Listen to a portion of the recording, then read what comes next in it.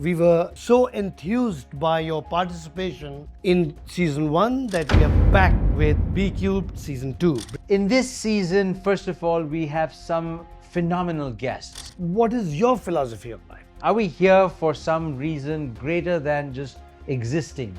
Balance is what defines the ideal state of being. Is that right? Just imagine we are part of the cosmos, which comprises the interplanetary system, galaxies, stars, which are billions of years old.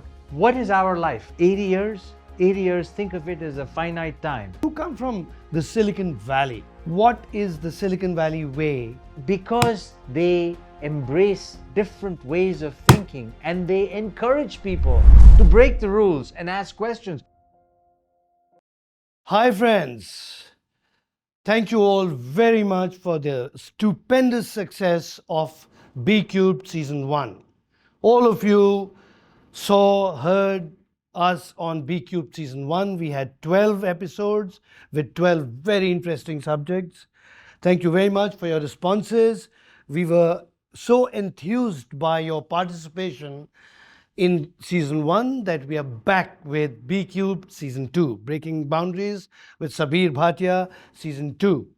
And Sabeer Bhatia is back from California all the way around the globe to be with you all for this season. In fact, he traveled all of 25 hours, if I'm not mistaken, slept just barely a few hours, and here he is facing the cameras, no, not the cameras, facing you all. So thank you, Sabeer, for making it all the way. Thank you for Thank having you for me. being here. And thank you once again for all the gyan that you're going to impart over the course of season 2 to our lovely viewers who are waiting to hear some more. Thank you very much. So good to see you. And tell us what exactly is in store now for Bcubed season 2. What are we going to, how are we going to go up ahead in this? First of all, season 1 was about touching upon subjects that are interesting to all of humanity. At the very surface level, future of education, how AI is changing our lives, longevity and healthness. In this season, first of all, we have some phenomenal guests who've accomplished so much in their respective fields. People who have excelled in the field, for example, of entrepreneurship, have invested in 300 plus companies. We've got guests who are who will help us deep dive into issues that affect us all, such as mental health. We've got guests who have been studying the issue of longevity, all their lives, and health and wellness. So I am super excited that we are going to do a lot of deep dive into subjects that we kind of touched upon on the surface in season 1, but this is where we will get our hands dirty, get down, and get to the meat of the issues. And so it is superbly exciting for me to be over here, and I couldn't have done it any other way. Wonderful. So, our season 1 and then our season 2 and a whole lot broad range of subjects that concern people in their day-to-day lives, looking away from things like politics and crime and sensationalism of the day, looking into, or rather acquainting themselves with serious matters which are going to really which are going to define their lives in times to come. This is what perhaps you're going to be talking about. So all this is inspired by a philosophy of life, if I may use the word philosophy. So, what is, first thing is, why is this philosophy of life important? And what is your philosophy of life? Very good question. Generally, the philosophy of life is, comes down to, do we each have a purpose in life? Are we here for some reason greater than just existing?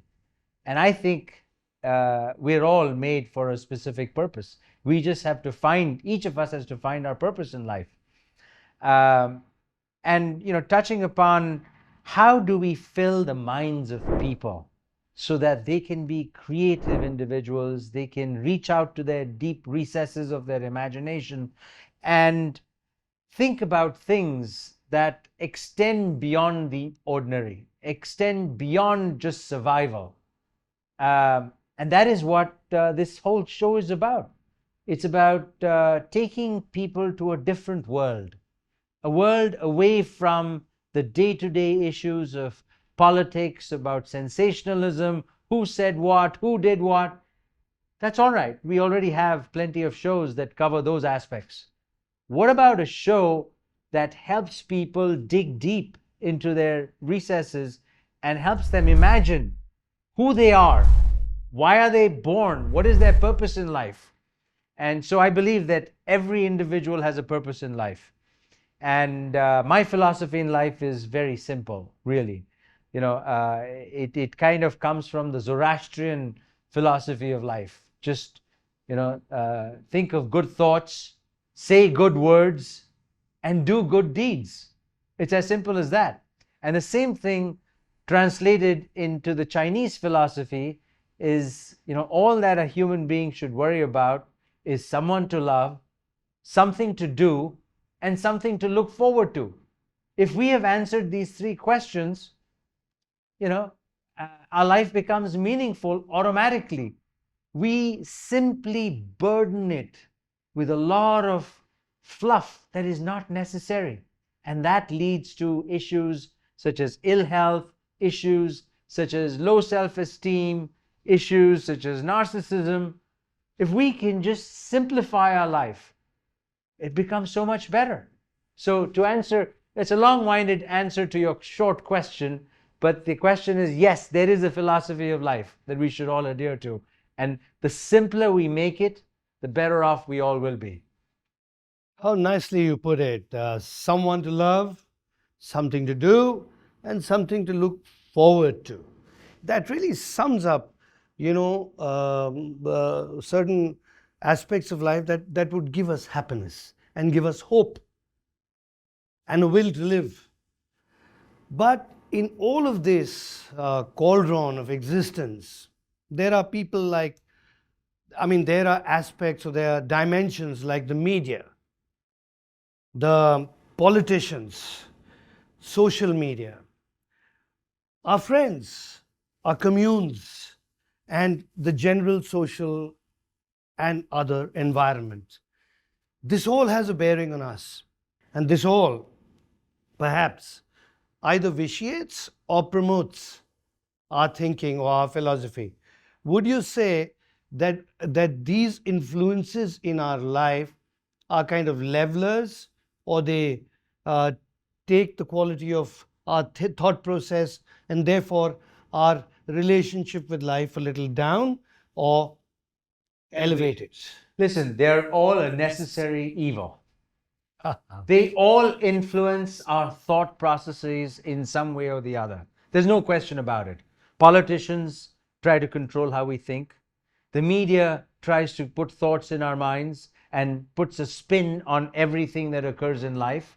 Social media that young kids today are consumed with obviously are what their friends are telling them. What are the latest trends that are occurring? Sometimes they promote good thoughts, good ideas, at other times they promote hate. And lastly, influences that we have by way of our immediate family, our parents, our friends, our relatives. All these are necessary. I mean, we can't. If we don't partake in life, then we'll become solitary individuals, human beings. But at the same time, with all of this, we have to form our own opinions. It is very important that we take in all of this input, but then process it on our own to define who we are as individuals. That is the most important. And each one of us is unique. God made us that way. We have to find ourselves. And that is the purpose of life, really. To find who you are, to find what your interests are, to lead a meaningful life that makes you happy, pursuing those interests. Not, so you have to live for yourself at the end of the day, not for other people, not what other people tell you. Over here, we are overly consumed about wanting to become a doctor or an engineer or a lawyer or a scientist because our parents told us to. No, we have to decide on our own what are our strengths first, how we leverage them, and what do we want to become in life. One day all of us will become a story. How do we want to get remembered? What story are we writing? That is what is most important. So, to answer your question, yes, all these influences are important, but at the same time, ultimately, we just have to take them as inputs, but process the output on our own. Okay. So essentially, the chip that works here has to be trained to filter out, influences in terms of their importance and priorities. So, really speaking, I think this mental health thing is the subject that you've planned in time in one of these episodes, very, very important, because I think we need to be very discerning and we need to arrive at a balance or balance of life, where, for example, you said that we need to understand to what extent should we be matrixed into the lives that we live with others, and to what extent are we able to break out of it and be in our own universe. Now, the balance of these two is really what defines, I suppose, correct me if I'm wrong, balance is what defines the ideal state of being. Is that right? Yeah, it's kind of right, but like I said, it's not just the chip here, it's the chip here as The well. chip here, okay. It's a combination of the two.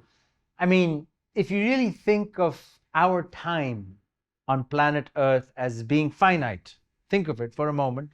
Imagine we are part of the cosmos, which comprises the interplanetary system, galaxies, stars, which are billions of years old.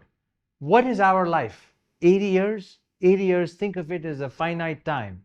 In that finite time, the story we write is a combination of what we do and how we relate to each other, our interpersonal relationships. Because what we take at the end of our lives, wherever we go, is actually a set of relationships. It's not wealth, it's not material possessions, it's a set of interrelationships and how we have lived our life with everything that has been given to us. Of course, we increasingly are becoming a materialistic society where we are getting comforts like automobiles, the aeroplane, things, gadgets to help us lead a better life in our day-to-day existence. How we relate to not just gadgets but people. These are think of them as accompaniments that help us lead a more comfortable life, if you will. But that is also a double-edged sword. The more comforts we have, the more sedentary our life becomes. The more obese we become, the less active we become, and the sooner we die. So there is a relationship. Ultimately, we are come from Earth, and we have to go back to Earth. So we have to maintain a balance with nature and people and flora and fauna around us, to lead a complete life. And interestingly, again, you have an episode coming up on this, very important, devices and the love of people, in this case, kid, but generally the love of people with their devices. Because, you said that somebody to love. So I have my device to love. Something to do, I have my device, keeps me very, very busy. And something to look forward to, I have my device to see what's coming on next. So this device of mine, it takes care of my life completely. And I'm, most importantly, this episode will come up and deal with this question, which is a very fine thing. Now, Sabeer, you come from the Silicon Valley. You, of course, started your journey in India, but most of your life you've lived in America. You lived in the Silicon Valley, and you have done some amazing work there, brought laurels to Indians in the Silicon Valley. And you have a very good and decent life there in Silicon Valley. So you know all about Silicon Valley. What makes, everybody in Silicon, I've been to Silicon Valley, I've seen people around there, and I think people there, their happiness quotient is much, much higher than not only as compared to India, but as compared to anywhere else in the world. People are happier, they are going about their work, they're pursuing timelines and all that they're doing, but they're much happier. They're far more contented. What is the Silicon Valley way? And would you like to throw some light on this? Yeah, so one is the happiness portion is the personal aspect of it. I would like to throw the freedom of thought idea and freedom to really think outside of the box, which I think is the reason why Silicon Valley has become so successful. And I'll give you a simple example. This morning I went for a walk, and as I was walking, there were two turns. I reached a point when I could have made a right or a left. And left looked inviting as the right turn. So I wanted to make a left. Some guy came out and said, "So, it's not allowed. No, you're not allowed to go there." I'm like, am I breaking some law over here? What's the point? Apparently that was blocked off and that was meant for, only vehicular traffic. But there was a guy who was telling me how I was thinking, and I was just freely flowing. Now, the first question in Silicon Valley people would ask is, why not? Why am I not allowed to go there? The problem with, I think, our system over here is we are too constrained with rules, adhering to rules that are outdated. And rules don't lead to innovation. Rules lead to doing the same thing over and over again the same way. That cannot lead to innovation. That cannot lead to new thoughts. The beauty of Silicon Valley is, one, it embraces diversity. You will find people of all ethnicities in Silicon Valley. People from India, people from China, people from Vietnam, people from Cambodia, Caucasians, Mexicans, African Americans, all kinds.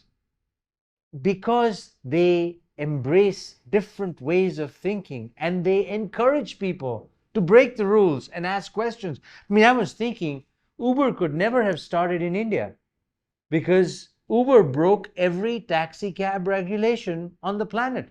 Over here, the first thing is the government would have shut them down, people would have come. And I had a similar experience actually. This was about 20 years ago. I started, dabbling with something that was related to voice over IP. And 3 of my executives here were arrested. Arrested. Not just a notice given, arrested because we were violating the telecom rules and regulations. I mean, this overzealousness to enforce rules that do not allow for out-of-box thinking, I think, is the problem in the rest of the world, not just in India. Silicon Valley is very different. In Silicon Valley, Uber broke all the rules. Yeah, the taxi cab regulation. They sent a notice to Uber saying that they were in violation of the taxi cab laws. Uber hired a bunch of lawyers, went back, fought their case and said, wait a minute, it's on the whole good for employment. And that was a time when Silicon Valley was suffering from, kind of mild unemployment because of the 2008 crisis. The government looked the other way and says, as long as you can keep the people employed and happy, go forth. And today Uber is a $100 billion company. So that's what I mean by, all of Silicon Valley is a state of mind. It all occurs right here. There are no physical assets. Today we are just dealing with bits and bytes in cyberspace. And obviously, the one that India has embraced wholeheartedly is social media. But, the downside of social media, which we will discuss in one of the other episodes, is, like you said, you can answer all 3 questions, something to do, something to love, something to look forward to, all through social media. All roll into a gadget. That is the danger for the next generation. The biggest danger is that they will not truly understand the meaning of life and interpersonal relationships. They'll have an interpersonal relationship with just a device, because a device answers all three questions. And that is the scary part. Yes. Very interestingly, you've put this whole thing about regulation, legal systems, and all that, and, about progressive thinking, and about regulation changing with time, corresponding better with the need to change, etc. All that. So, which you say is very effective in Silicon Valley. It is not in other parts of the world.